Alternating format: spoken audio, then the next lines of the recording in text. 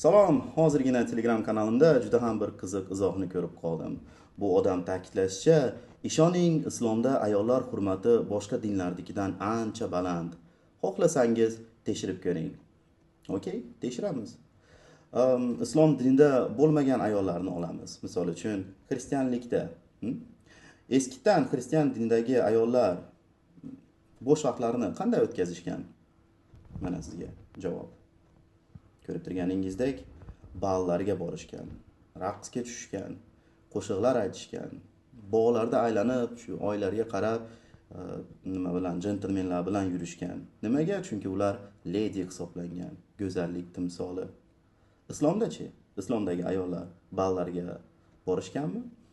Yo'q. Chiroyli ko'ylaklar kiyishganmi? Yo'q.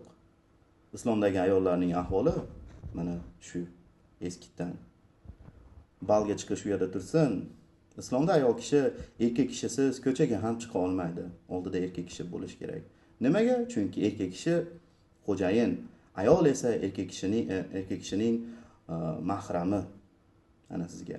Bundan tashqari islomda ayol kishi erkak kishidan 2 barobar aqlsizroq. Bundan tashqari yana ayol kishi erkak kishidan past o'rinda va erkak kishi ayol kishini urishi mumkin.